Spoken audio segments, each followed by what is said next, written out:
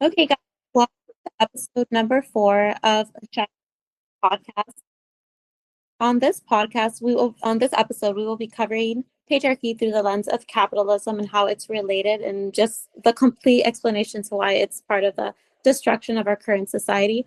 With me right now is Elisa. She is someone who specializes in the financial understanding of capitalism. So I'm going to have her introduce herself. Go ahead, Elisa. Hi, it's Alyssa, and Mhm. I run a brand that I'm expanding called Economethos, where my goal is basically to kind of deconstruct capitalism, talk about the ways that it impacts us culturally and through our values and our choices, as well as I talk a lot about books that I'm reading to help me do that. And I'm also focused on how we can build stories that help us imagine a better, more just economy. Perfect. So my first question for you is, and I really want to start with just breaking down things for people who perhaps are very unfamiliar with the basic terms that people need to understand in order to understand capitalism. In your opinion, what do you think wealth is?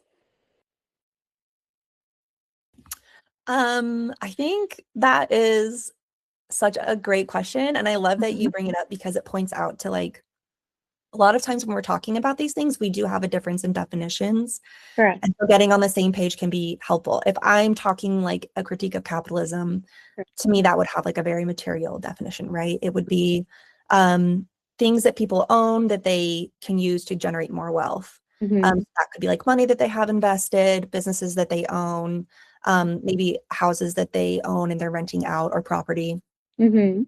But when it comes to personal, me personally, my personal definition of wealth, Mm-hmm. it's much more aligned with my values. And my values are really around um, having quality relationships Right. that help us grow and Yeah. become healthier and better people, that helps us really be the best version of ourselves. Mhm. Um, and I think that it also is about connecting to the earth and kind of the natural abundance that is our inheritance Yeah. as part of being on this planet, and being able to experience that more, right? Really having that be a part of your lived life. I think that's perfect, those two definitions, because I think that's actually the problem with what's going on right now. Like, I think what you've described is true wealth, but with capitalism and how things are currently functioning, like again, like the stuff that we've talked about, even outside of the call, it's just I feel like the colonial mindset of those things that you've described in the second definition are not considered wealth. It's just purely the first version. And I think that's what's created such a toxic form of functioning that's not sustainable long term. That makes any sense. Okay, this is perfect. Okay, so I have a second question. Okay, so you're describing that as well, those two definitions as wealth. What do you think right now? People, for instance, they might think capitalism has worked for us up to this point, knowing how human nature is, that human nature is not necessarily motivated by those more idealistic things that you've described. They're more so driven by those lower animal primal things that I feel like capitalism rewards. Why do you think that that can no longer continue, if that makes any sense? It makes a lot of sense. Mm-hmm. I think there's a couple of things in your question. Mm-hmm. So one is kind of this myth Mm-hmm. that capitalism creates around itself, this Yeah. story that we've inherited around capitalism. Mm-hmm. And I think it's we all have this experience where we have this idea of the world that's been handed to us and it being a certain way. And Mm-hmm. then we get to a point where we're like, I don't know about that actually. Mm-hmm. And the stories that capitalism tells, I stared at a lot because I was a personal finance journalist for 10 years. Mm-hmm. And I still write about money and help people with their finances. I still know a lot about it. Mm-hmm. But staring at the numbers over the Yeah. years, doing studies or research into are people's incomes growing and keeping up, and seeing that they're not. People are not becoming wealthier.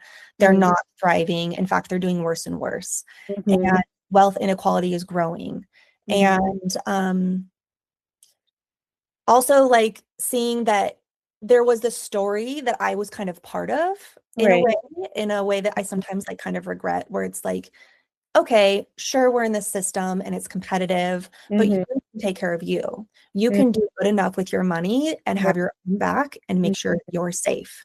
And Mm-hmm. so it creates this story of the story of capitalism is that capitalism came about and it basically created room for a bunch of innovation, and Mm-hmm. it helped further humanity and poverty by raising everyone's quality of life. Mm-hmm. And while there is some truth to that, like that Mm-hmm. is true that capitalism has made some positive changes, Yeah. I think that story really ignores the dark side of capitalism, which Mm-hmm. makes sense. Like, I don't think capitalism is going to sit there telling on itself. Uh, um, and that's the side of like, where did capitalism come from? It came from a system of enclosure in Europe, where Mm-hmm. people used to have common lands and access to common lands. They wouldn't have to go to the market to get fuel for their family. They could go out and chop wood. They didn't have to go to the market to get food. They could go out and hunt it or grow it. And Mm-hmm. so through enclosure, that's kind of like how Mm-hmm. capitalism started. And people became reliant on like working to earn money. And then that's just progressed from there. Mm-hmm. But I think that gets back to the root of like how it's tied together, Yeah. where there was this there's like this root idea of separation Mm-hmm. in capitalism and the story of capitalism. Mm-hmm. Anyway, sorry. So we have this myth of capitalism that we're handed of like capitalism has always been here. But if we kind of do trace back the roots, we can understand it better and understand its character and Mm-hmm. start to see how it isn't working for us. Start to see how it's like rooted in separation and like colonialist ideas. Mm-hmm. Um, and kind of viewing the earth as like a resource to be extracted from and to be dominated rather than as like nature, our home, a place to be enjoyed. I think the thing with capitalism too, it's coming from exactly what you described, like the historical roots from a place of scarcity. I Mhm. think that place of scarcity can work in a very like limited time or a limited group of people, but when we expand that to like a large group of people over like a large amount of time, it's destructive, as you say, because it's not sustainable. Because I think at the end of the day, the thing with capitalism, it's cut us off from our source. You know what I mean? And it's seen everything as like no longer seen as sacred, but something to be extracted from, as you described. 100%. I Mm-hmm. think that this is a connection that I learned in the book Less is More by Jason Hickel. And he Okay. makes this connection explicitly. He talks about how before kind of capitalism, the Mm-hmm. dominant worldview was a lot of animism. Humans Mm-hmm. tend to view the world around them as being alive and having a spirit and having some kind of personhood Right. in a Mm-hmm. way that we don't today. And Mm-hmm. then you had philosophers like Descartes come along who introduced things like dualism. And this Mm-hmm. very often was reinforced through religious ideas, you know, Mm-hmm. the idea that like God created man to be a dominion over everything, you know, Mm-hmm. Bible story stuff. Right. Um, and it does create this separation and this hierarchy Mm-hmm. where people are now being dominant, right? And that's also the way to abundance and success is not working with the land or with other humans, um, Mm-hmm. but dominating, having power over them and being able to, you know, basically generate and hoard wealth, Yeah. creating boundaries around it to keep it from other people. Yes. And I think the other thing with capitalism too, and I think again, like I guess like the main gist of this podcast is to be able to introduce people to like the more intangible aspects of humanity, like the energetic side. I think the problem with capitalism is that that side is completely cut off. You know what I mean? It's just seen as like only the physicality of the world is important. Therefore, we will make the world infinitely physical, if that makes any sense. And that is so dangerous. Yes. Mm-hmm. Yes, and that's I think why capitalism needs to kind of be deconstructed. Like Mm-hmm. in your first question, you talked about how capitalism kind of relies on this idea of like human nature, or it interacts with this idea of human nature of Yeah, like a lower. humans, humans are competitive, we're selfish, we're just out to watch, we Out for are ourselves. self-interested. Exactly. And I sometimes wonder like how much of when we see that in our day to day, because Mhm. we do see that, right? Yeah. We believe it because it's real to us, it's in our world. But I wonder how much of that is because of the world we're in. Mm-hmm. You Hmm. know, like does the world have to be this way because humans are selfish, or do humans have to be selfish because the world is this way? I just think the people who, are, and again, it ties back to patriarchy, like the people who have the most physical power to threaten others, they're the ones who really are the owners of means of production. So therefore, everyone adapts to their form of functioning in order to survive. Yes, yes. Mhm. And this is, I love that you brought this up because again, I think this is where the dominance comes in Correct. because again, people have this idea about capitalism of like, oh, it naturally unfolded. We were always going to end Mhm. up with capitalism because it's the most Mhm. Mhm. efficient way to run Yeah. things. Okay. When the truth was, when enclosure started happening, Mhm. people fought back. They Mhm. rebelled. They Mhm. revolted, and Mhm. the powers that be, the monarchies in Europe at the time, they killed tens, maybe even like hundreds of thousands of peasants, just murdered them.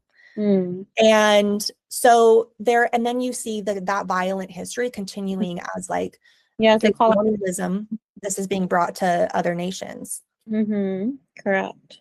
Okay. And so we have this idea that like it happened naturally when the truth is it's like it very often was violently enforced and it was like Mhm. this extension, this interacting extension of patriarchy. Yeah, I just think it was like almost like a very violent conquest of the world, if that makes any sense. It wasn't like what you said, something organic. It was something that was forced upon everyone. And I think moving, I guess like now what I'm interested in is like how can we intertwine that back to the patriarchy? Because the patriarchy, I feel like the reason the patriarchy is so powerful is through capitalism. A lot of the way men are able to almost oppress women is financially. And even like let's say okay you're working and you're making your own money at the end of the day who is the again the owners the means of production are mainly going to be men, so again that's where your I guess your financial survival depends upon, if that makes any sense, and it influences like women and the way they behave in the world. Yeah, I think that's true. Um, yeah, I think that's true. And I can see what you're saying.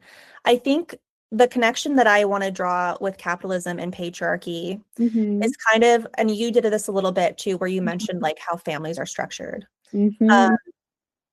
I think capitalism, as it industrialized, it kind of needed to do to the workforce what it was doing in factories, which was Mm-hmm. kind of creating these like interchangeable units.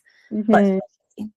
Yeah. and so how it did that was kind of through the existing structures of patriarchy and setting up this idea of like the nuclear family being the ideal, and the Mm-hmm. nuclear family being like a man who works and generates an income and a woman who stays at home and does this housework.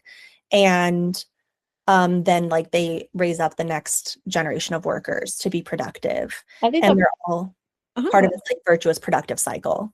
And I think that's the problem though. I feel like again what I'm saying, how like we flipped almost like the priority to be solely to physicality. We prioritize Mhm. because of that physicality. So it's like at the end of the day, who's bringing the most money in a capitalistic society? It's people who have, and historically speaking, it's been men or people who have that more physical asset. So everyone caters to that person, which typically traditionally would have been a man, if that makes any sense. And I think it's very problematic because it doesn't allow these people to actually develop those inner qualities, those energetic aspects of them, because what is capitalism selling to us? That none of those things are important. Yes. Mm-hmm. Yeah. I think that you're touching on something really important here, which is like capitalism and patriarchy are really designed to reward people who already have power or already have Mm-hmm. resources, Mm-hmm. Mm-hmm. and to kind of keep like a very narrow definition of who gets to have those power and resources. Mm-hmm. And it's almost like the privilege of being spiritually underdeveloped in a certain way, like, or the Mm-hmm. privilege of being able to have the world conform to you rather than having to change and conform to the world. Sorry. No, you're fine. And I think Yeah. people don't understand the dangers of that until like for Mhm. now it's just so horrible that we're seeing that outcome. We're seeing, just antisocial behavior. People don't have basic social skills. People are struggling a lot with their mental health because people at the end are humans. They're not robots. And I think that's the whole argument right now with AI. Like I feel like AI, they're trying to almost create a level of consciousness that does not require those inner elements so they can further exploit in that direction. But it's like, what are they doing? It's like it's forcing humans to do something that at the end of the day it's not natural and it's gonna collapse. Yeah. And I think when you have people who like can't develop their values like that, Mm-hmm. or they're treating people like they're machines when they're Yeah. not, Uh-huh. I think that is ignoring like the human values, and that those are going to come out, and those need to come out. And I think more and more people, you see people having this hunger to connect to nature, to Yeah. connect to each other, Uh-huh. to community, and to really get back to something that's like real in their life. And Mm-hmm. I'm like really encouraged by that. And I Mm-hmm. think that's something that we can keep in mind, that like capitalism relies on certain values, and it tells us that those are human values, like competitiveness, Mm-hmm. being self-interested. But we can also reclaim the other human values that don't serve capitalism. Mm-hmm. We can start having those conversations of like, what does it mean to love each other? What does it mean to love ourselves, even Mm-hmm. when it doesn't serve capitalism? Mm-hmm. What does it mean to love myself, even if it goes against like my financial interests, right? Making the decision that's right for you, even if it means that you're less wealthy or it's like not smart on paper financially. Mm-hmm.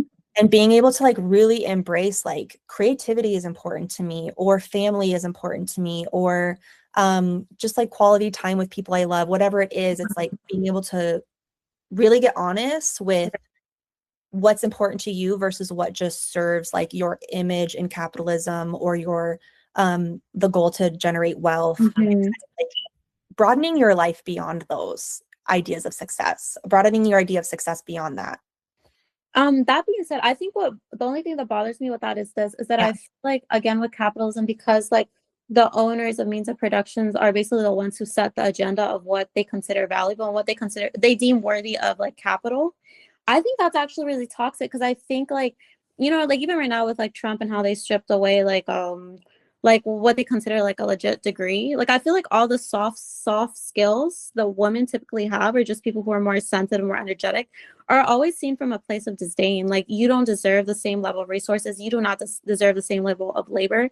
But I think at the end of the day, it's because those owners of MENA productions are so emotionally stunted. They do not value that. And they do not see that as labor, if that makes any sense. Yes. And tell me if I'm off, but like I'm hearing Mm-hmm. you describe something where like these owners set up a culture that Yeah. serves them and makes them look powerful, but Yes. they do it by like limiting and shaming us for Mm-hmm. and like robbing us of our humanity and our Yeah. values. And I Yes. do think that like when I talk about deconstructing capitalism, Mm-hmm. that's what I'm like speaking to, is like the ways that we internalize it. Like a good example is I caught myself talking the other day to a friend about my TikTok. And Okay. I mentioned a couple times like, oh, had a post and it did numbers. And Um, like I noticed a couple of times that I like mentioned metrics to her. uh-huh. And it kind of didn't sit right with me. And I thought about it later and I was like, why did I do that? That's like so interesting. Mm-hmm. But I had compassion for it because I was like, well, it makes sense. Like I've been so coached to measure everything in my life by metrics and prove my value. Mm-hmm. Of course, that was going to show up in my friendship. And also, I really respect this person. Of course, I wanted to impress her. And also, that made me uncomfy. Like that felt weird to do with a friend. And so maybe I want to like undo that a little bit, right? Undo that level of I have to hold something out as proof that I'm worth something. Like quantify things. But I Yeah. think that's what capitalism is, like the root of it, kind of like what you explained, like the history behind it. I think it's coming from the place of scarcity. So Yeah. like everything is measured, everything is quantified. You know what I mean? Like nothing is coming from a place of abundance of source that you don't even have to like measure it. You know what I mean? Yeah. And I think that's so understandable. Like being able to write, I did a good job, is a survival skill. Right. When I'm going to have a performance review at the end of the year and Mm-hmm. I'm going to have to like justify staying on for another year. So of Mm, course I'm going to get good at that survival skill. But I okay. think the difference that I'm talking about here is understanding like I can function well for capitalism, but there needs to be boundaries around it. My Mm, money needs to like my money life, my work life has its place. mm-hmm. How do I keep it in its place so that it's not like seeping out? And Yeah. even as I'm living in structures and cultures that maybe might Mm-hmm. punish me for Mm-hmm. not being easy, not being Mm-hmm. productive, not serving the system in the ways that it wants me to. Right. Okay, okay. Yeah, I think the problem with all of this is that it almost like bleeds into our relationships. So everything becomes very transactional. And you're seeing it right now, because a lot of people, they say like I struggle to make like genuine friendships. It's because of like the work culture bleeds into like even our day-to-day life because it's that toxic. You know what I mean? Okay. Yeah, go ahead. Yeah, or it becomes so universal Mm-hmm. too, where I think, when you're coached to be competitive and again, when you are coached into these values, Mm-hmm. right? We're not taught them. We come by this honestly. We genuinely are coached from like through middle school, through school, Mm-hmm. through college, through being in the workforce, we're coached into a certain value set and a certain way of relating. Okay. And I think it's helpful to notice that and to recognize like that's not the only tool in my toolbox. That Mm, doesn't have to be the only way I relate. mm, It might make sense to keep a competitive edge at work. I'm okay. not going to bring that into my friendships and compete with them. Uh-huh. I think too, I guess like that's like one side of the coin, but I think another side of like capitalism that I don't like, it's I feel like capitalism almost like normalizes the abuse of the sacred. Like, you know what I mean? Like they abuse women, they abuse people of color, they abuse the nature. They're abusing everything they think is like they're entitled to for free. Do you see what I'm saying? But at the end of the day, it's like what they do, they want to be overcompensated. Where does that come from? That entitlement? I think that entitlement, again, goes back to this idea of like, it's a different it's a different worldview. Okay. And I think, again, it goes back to that worldview of like viewing yourself in connection with everything Mm-hmm. and being interdependent, right? Having this understanding of like, MLK said it, like we're all part of a fabric of one destiny. And Mm-hmm. I can't be who I ought to be until you are what you ought to be, right? Do you have this worldview where you understand that things are in reality connected and Mm-hmm. that there's no like taking away or acting against someone else that's not going to create a less safe world for Mhm. you? Yeah. Or are you having this worldview of everyone's scary, everything's scarce, there's not enough to go around, Mm-hmm. um, and I need to look out for myself. And in fact, I can do that. There's a version of and I think this is kind of like the everyday version of this is like I can if I create enough financial success for myself, I'm going to be able to like put myself beyond anything scary happening to me. When the Okay. truth is like I wrote about personal finance for 10 years. I did everything right. And then I was still laid off. And Mm-hmm. even my financial preparations I'd made, they only went so far. And I had to deal with like, oh shit, I'm feeling like I messed up somewhere along the way because I'm in a Right. tough situation, as Mm, opposed to just recognizing like I'm part of a system that's unfair. and Mm-hmm. I'm not above or beyond like what happens in that system. And if economic times get hard, I'm going to be impacted too. Mm-hmm. Right. And so I think it's this switch from like looking at everything so individually and so like being out for only ourselves to really Yeah. being like the only true version of like well-being that we have is collective well-being. And it's crazy because that's what we've been talking about in all the other episodes. It's just the narcissism of all these systems. I feel like capitalism promotes that, promotes that idea of like I only exist within myself and what I do does not affect other people. And I think that's what's so dangerous of like capitalism because at the end of the day, it promotes the self instead of promoting like community and just like community benefit, if that makes any sense. And again, I feel like if we want to tie that to like patriarchy, that's what patriarchy is. Patriarchy, it's like you're only seeing your own, you're only seeing yourself as the narc, and then everything else has to almost like bend to your will instead of you, seeing yourself as no, I'm part of the community. You know what I mean? Yeah, 100%. I think that's a really good way to explain that view of um again that sense of entitlement where they genuinely feel like this is just what makes sense. Mm-hmm. And when we are taught capitalism, we're kind of asked to buy into that. Yes, it makes or patriarchy, right? Yes, it makes sense for men to be in charge because they're more capable. But we Mm-hmm. get to decide, do I buy into that or not? Or yes, it makes sense for people who have a lot of money to be in charge because their financial success proves their merit or their worth or their value as a leader, Mm-hmm. as opposed to like and that's just not true. We know that's not true. A lot of these systems, like you said, they reward poor behavior. They reward power hoarding behavior. They reward, Mm-hmm. um, again, there's certain value, like they reward competition, A being lot of cutthroat. mm-hmm. And Mm, you end up with a value system that doesn't really have a value beyond whatever serves the profit, right. meaning whatever makes money, Mm, we can justify because that's the ultimate justification. Or under patriarchy, whatever serves um, the man in charge, mm-hmm. we're gonna figure out a way to make that make sense and because that is the inherent logic, is this system is set up to serve, the male leader. And I think that's because we talked about this like right when we were meeting each other. I think we mentioned that I feel like the problem with our world, and again, this is why I did want this channel to be something that's out to the public. I feel like we honestly have a problem. Like we either have a problem that those people, the people you just described, very physical, very in that type of headspace, are taking the world in that direction, but we don't have enough people almost balancing it because it's almost like a you need that balance of male and female energy in the world, if that makes any sense. I feel like everything has veered to that direction that it almost like villainizes that. And I don't think that's healthy either. I think we've never existed in a way that we can have those physical assets and people who have those physical assets work in harmony with the people who have those energetic internal. You know what I mean? Because you also need the hollow, but you need that internal. You know what I mean? And I don't think right now we have a hollow chocolate ball. We don't have that internal aspect. But again, I don't think having just an energetic world would also be ideal. You know what I mean? How can we make that almost like utopia that we have both in harmony? Yeah. And do you I think don't that's possible? Because kind of like you're saying, these people have a very different point of view.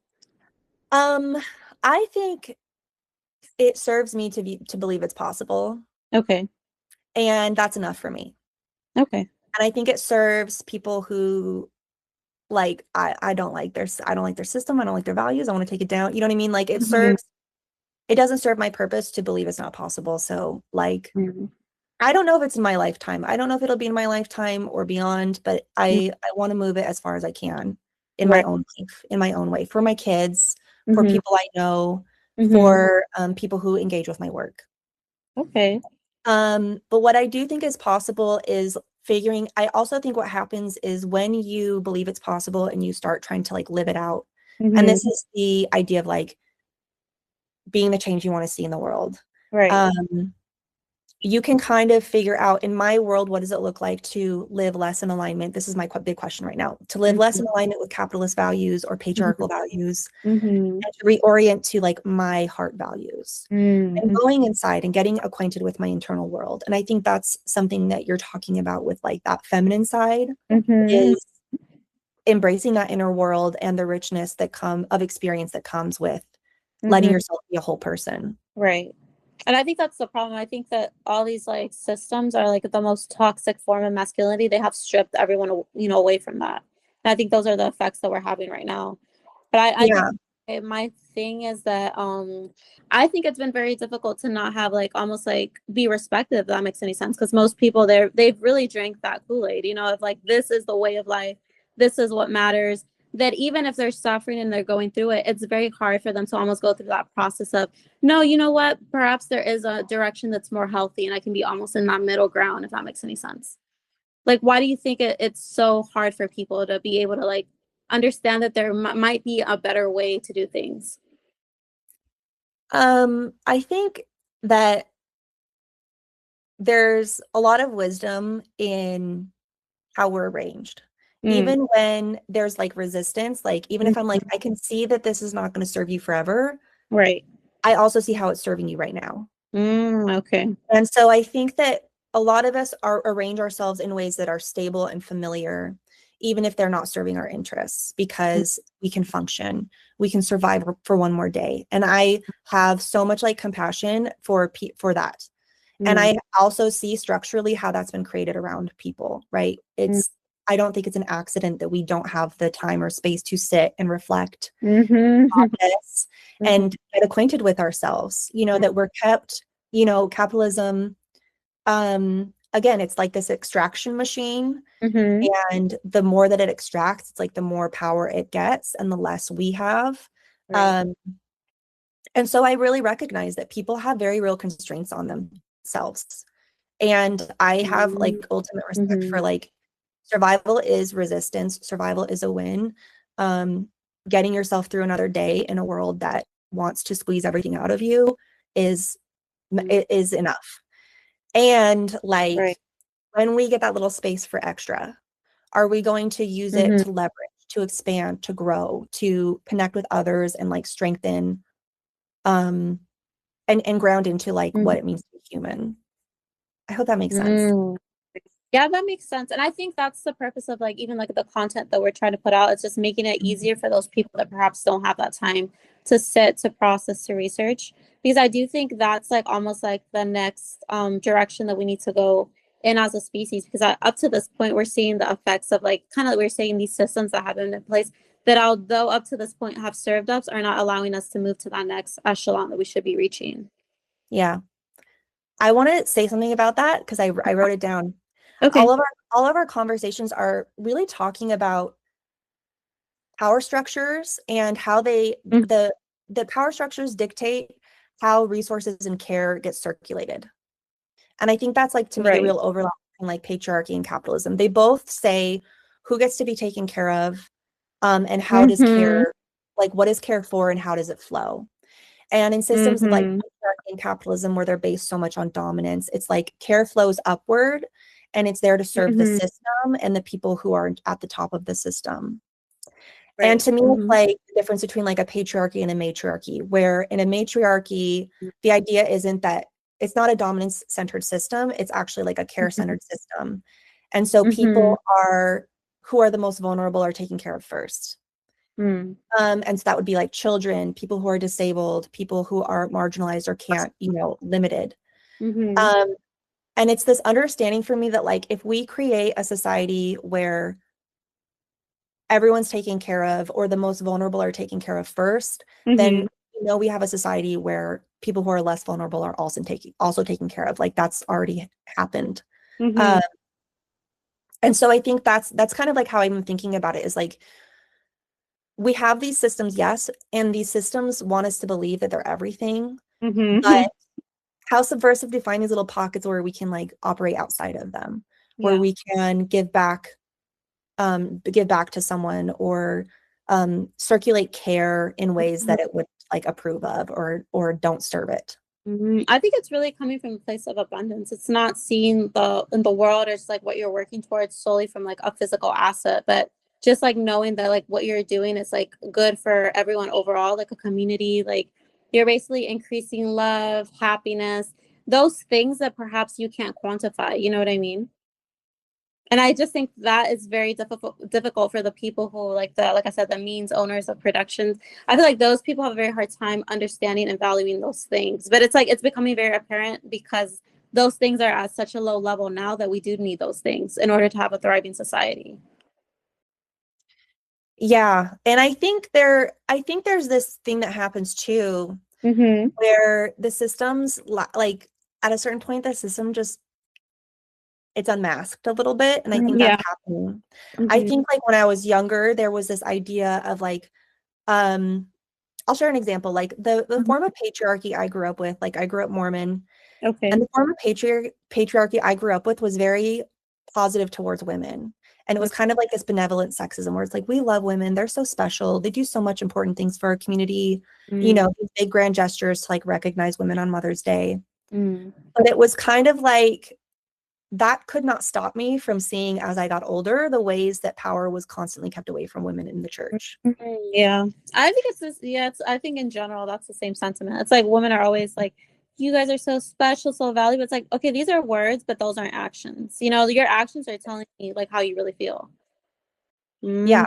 Mm, And okay. also, where's the paycheck? Where's the position of Exactly. power? Where's the I get to make decisions here? Or like you're going to Mm-hmm. listen.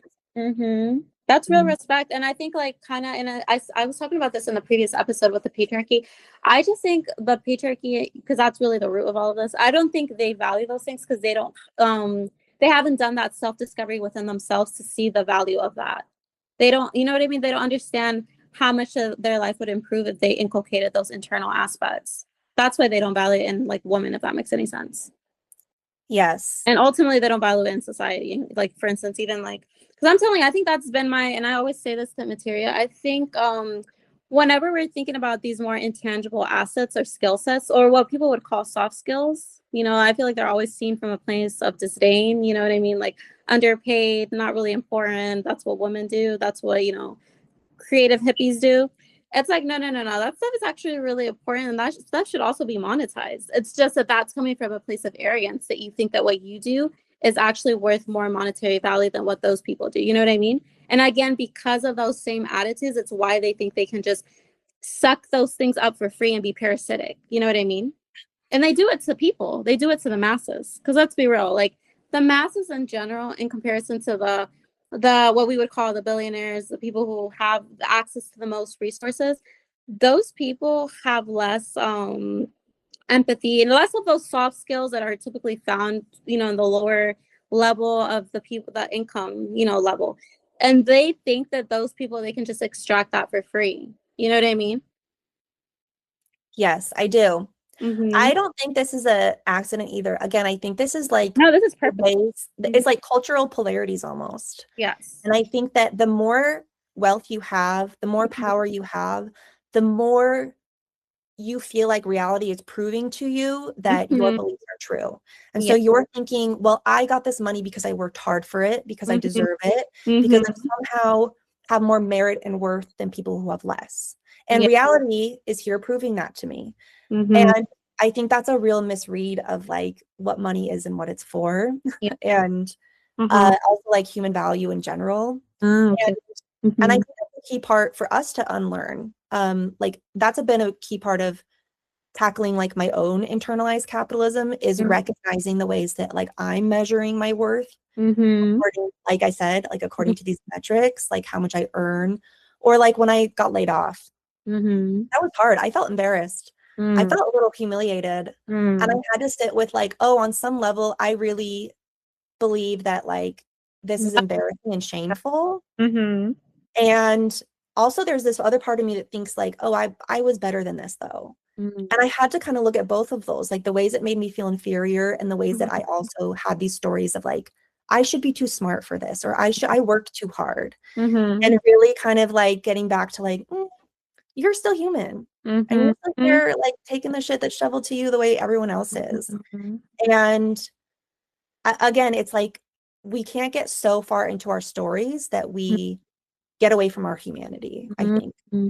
No, and I think that's the problem too, because like kind of like I said, the main people who own like the means of productions, I feel like they, and again, this is again the narcissism, the patriarchy aspect. I feel like they almost want people to feel like your worth is just as how valuable you are as to how much I can use you. You know what I mean? Because that's what employment is. It's like how useful are you to those people, and that's gonna be your value, and that's what I want you to feel. I want you to feel as valuable as you are to me. Yeah. Mm-hmm. And I think that's where it serves them. Like Mm-hmm. it serves my boss if my identity is so tied into my work and Correct. doing well at work. Like I will work, I'll show up working harder. I'll be Mm-hmm. driven by panic to do Mm-hmm. a good job. Like Mm-hmm. they'll have to tell me one time to fix Right. my to get it in line and I'll do it. Mm-hmm. It's like, yes, it serves a system to generate a lot of anxiety. So of course it's going to naturally find ways to like generate that Right. scarcity and insecurity. Okay. I guess like I guess because I do want to close this, like closing, I guess, like what do you think it would take for us to really dismantle, because really what I'm getting from this conversation is that the I guess like the main thing is that these are just very toxic ideologies that have been implanted on us by those people. How can Yeah. we move away from that scarcity thought process and think of like a way that we can function, that we understand what real value is aside from like the value that we've been sold to believe? Yes, I'm going to tie it back to what you've talked about with like these patriarchal Mhm. capitalist men in charge, the Okay. people who have the power. Mhm. Um, the way that I've heard it talked about, I'm reading a book right now called Emergent Strategy by Adrienne Mhm. Marie Brown, Okay. and she put it this way. She said that she feels like she's living in someone else's imagination. Okay. Mm. And because things don't have to be the way they are. They're Mhm. this way because someone decided, because someone put it in place. Like humans, we co-created this version of events we have. Correct. And when we recognize that like humans decided that it would be this way, we Mhm. kind of embrace or like get back the power to decide to build something different. Okay. And we can start saying, if I don't want to live in someone else's imagination, maybe it's time for like my imagination to come back online. Mhm. And to, like you said, go within, get reacquainted with myself. Mhm.